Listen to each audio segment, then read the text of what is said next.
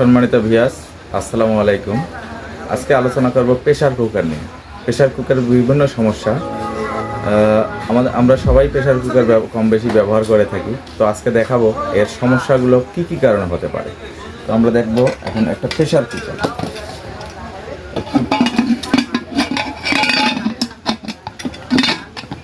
এই প্রেসার কুকারটা আমরা যখন লাগাই সব কিছু উঠায় দেওয়ার পর দেখা যায় যে শীষ ওঠে না। তো শীষ না ওঠার মূল কারণ হচ্ছে রাবার প্রবলেম এক, আর দুই হচ্ছে সেফটি ভাল্ব। যে সেফটি ভাল্বটা থাকে এটা ওভার হিট হওয়ার কারণে ফুটো হয়ে যায়, সেটা আমরা অনেক সময় খেয়াল করি না। এই সেফটি ভাল্বের কারণে আপনার শীষ আসে না। আচ্ছা, দেখা যাক এখন কিভাবে আপনারা বুঝবেন যে একটা প্রেসার কুকারের সমস্যা নেই। আপনার মুখ দিয়ে প্রথমে এই জায়গায় ফু দেবেন। দেখেন এটা ফিডব্যাক করতেছে না, তার মানে ভিতরে যাচ্ছে, কোনো ধরনের ফিডব্যাক আসতেছে না। আর যখন এটা সেফটি ভাল্ব ঠিক থাকবে, রাবার ঠিক থাকবে, তখন এটা ফিডব্যাক আসবে। আপনি হাওয়া দিবেন, উপর পাশে চলে আসবে। তো আমরা এটা প্রথমে খুলে নেব।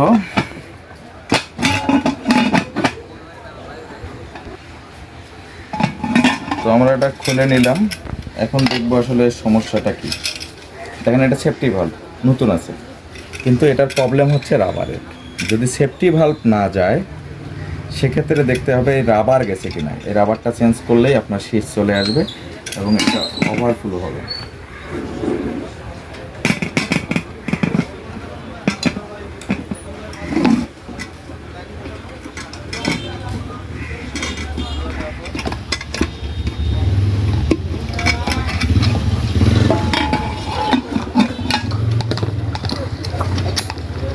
তো আমরা এখন এটা ফু দিয়ে আবার দেখাবো আপনাদের ফিডব্যাক আসে কিনা। এখানে ধরো কাঁচা, দেখেন ফিডব্যাক আসতেছে, তার মানে ভিতরে আমি দিচ্ছি, হাওয়াটা ব্যাক করতেছে। এখন এটা ওকে আছে।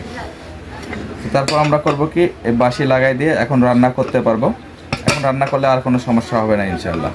তো এই ছিল আজকের এই ভিডিও। যারা আমার পেজ থেকে দেখতেছেন আমার পেজটাকে ফলো দিবেন, আর যারা আমার ইউটিউব থেকে দেখতেছেন আমার চ্যানেলটাকে সাবস্ক্রাইব করবেন এবং বেল আইকনে ক্লিক দিয়ে রাখবেন, যাতে পরবর্তী ভিডিও সবার আগে আপনার হাতে চলে যায়। ধন্যবাদ।